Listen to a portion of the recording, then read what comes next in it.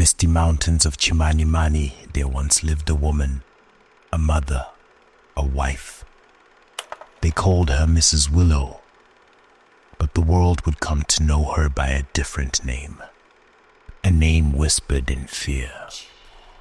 She had 2 boys, her sons, her pride, her only reason to keep going while war raged around them. That afternoon she was by the stream, her hands moving through the cold water. The same routine she had done 1,000 times before. The bubbling water hummed against the rocks. She thought of dinner, of her boys running through the fields, of the day her husband would return. She did not hear the footsteps approaching. She did not see the shadows moving beyond the trees. 3 men, weary and worn from battle.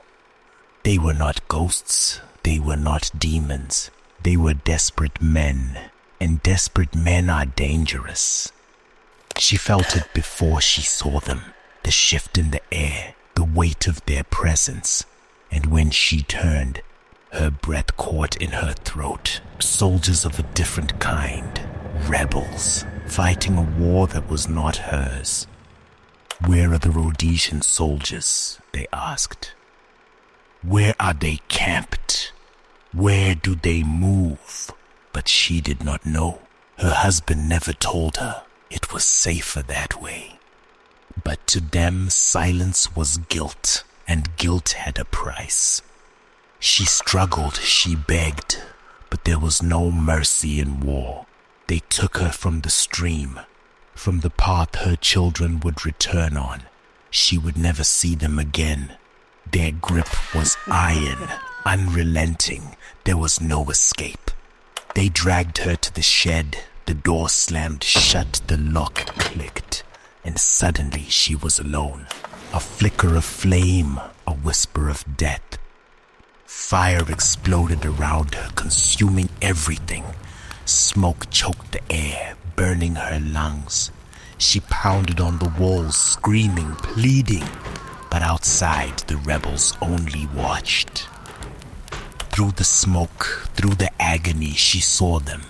Her boys, her babies. Her last thought before the flames took everything. When the fire died, all that remained was silent and something that had once been a woman. One of them stepped forward. Maybe it was mercy. Maybe it was regret. He gripped his knife, pressed it to her throat, and with one swift motion severed her head, a quick death after so much suffering. They buried her in a shallow grave, thinking they had silenced her forever. But the dead do not always stay buried. The earth trembled, fingers blackened by fire, twisting and clawing, broke through the soil. The wind carried a whisper, a name. She rises, bones crack, flesh torn and blackened, and in her hands she lifts what was taken from her.